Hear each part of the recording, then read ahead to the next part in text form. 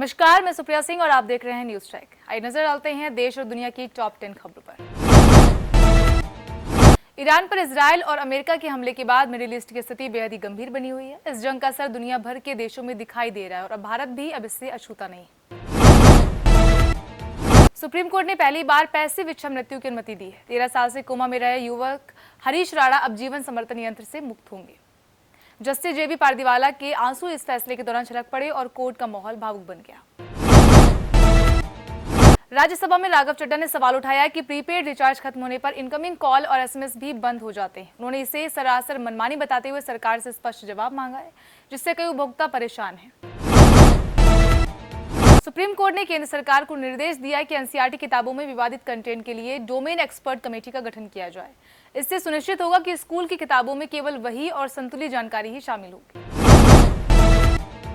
लोकसभा में राहुल गांधी ने आरोप लगाया कि पहली बार नेता प्रतिपक्ष को बोलने नहीं दिया गया।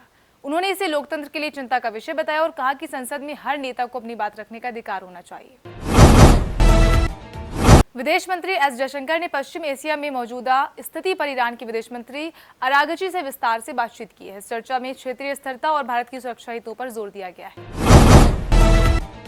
मुख्यमंत्री पुष्कर सिंह धामी ने देवभूमि उत्तराखंड के धार्मिक और सांस्कृतिक स्थलों को संवारने के लिए बजट में हरिद्वार कुंभ, गंगा कॉरिडोर, नंदा देवी राजजात और सरयू रिवरफ्रंट जैसी परियोजनाओं के लिए खास आवंटन किया है। ये राज्य के पर्यटन और सांस्कृतिक विकास में अहम भूमिका निभाएंगे।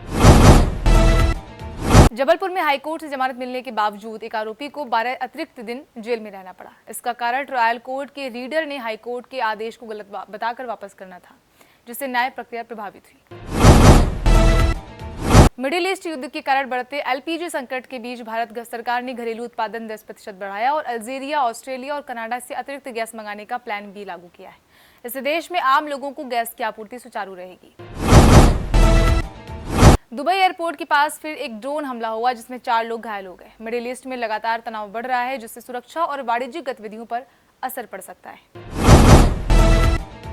फिलहाल के लिए इतना ही। देश और दुनिया की हर बड़ी खबर के लिए जुड़े रहिए हमारे साथ। मैं सुप्रिया सिंह, आप देखते रहिए न्यूज ट्रैक।